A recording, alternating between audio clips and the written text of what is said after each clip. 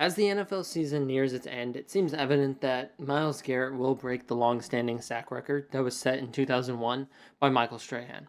As this nears, I found it apt to reflect on the situations that led to these records being set, and in doing so, this record for Myles Garrett is exceedingly impressive. Rolling it back to the Giants' 2001 season, the team would end the year going just 7 and 9, missing playoffs and tying for 16th in terms of record. They would also be 16th in points allowed, 21st in terms of points for, and so statistically they were pretty mediocre. The team would also be 16th in terms of strength of schedule, so they're just more and more mid with every single web page I'm scouring. And comparing that to the current season's Browns, well, the Browns are worse, a lot worse. The Browns through 14 weeks have the third worst offense. They are 29th in points for, and they have a below average defense at 19th in points allowed. And of course, they're 3-11 on the year, meaning that even if they win out, they would be a win behind the Giants team, and that's with an extra game. At the end of the day, this video is more about Michael Strahan's sack record, so let's focus on the stats for the teams that pertain to that. The 2001 Giants defense would face off against a total of 567 dropbacks, which in a 16-game season was 35 and about a half dropbacks per game. Stacking this alongside the 2025 Browns defense, the Browns have only faced 427 dropbacks, an average of 31.2 a game. This did shock me given the perception of errors being that, modern football is much less about the hard-nosed run game. But this can kind of be explained away quite easily. The 2001 Giants had a negative 27-point differential and only lost 2 games by 14 or more points. So, consistently across their schedule, they were keeping it competitive throughout the year. But the Browns have lost 6 games by 14 or more points, have a negative 106-point differential, and this is just out of a 14-game sample size. So 6 out of 14 games, you're losing by over 14 points. When you're getting blown out in such a fashion in nearly half of your games, opponents run the ball more. They play conservatively, they look to extend their possessions, limit your amount of times you see the ball, and just burn through the clock. So, Michael Strahan saw more opportunities per game to get to the passer, and that was by about 4 plays a game. Removing the controversy that surrounds Strahan's record, whether it be the Favre sack in the last game or a stat error against the Cowboys, if we take the record at just face value, that is a 22 and a half sack season, 567 chances to get a sack, and that would mean that on about 3.9% of passing plays he came down with a sack. Not too shabby, but let's look at Myles Garrett's numbers.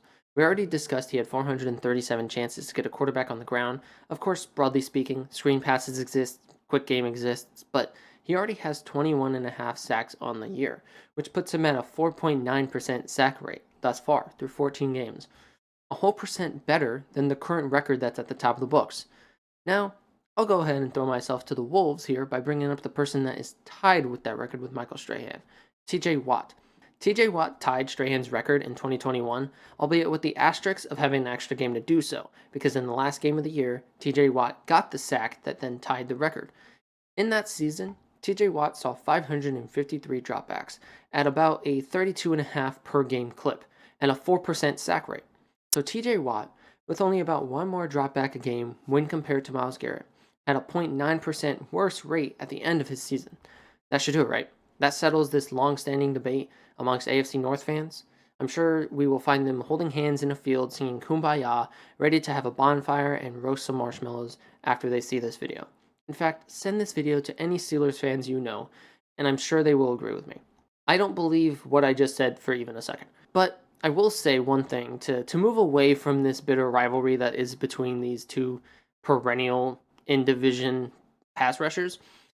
I do want to bring up Jared Allen, because Jared Allen is an interesting one because he had a 22 sack season. So he's just a half sack behind Watt and Strahan and still ahead of Myles Garrett. When looking at Jared Allen, he saw 587 dropbacks, more than anyone else on this list, and that means he saw more attempts per game.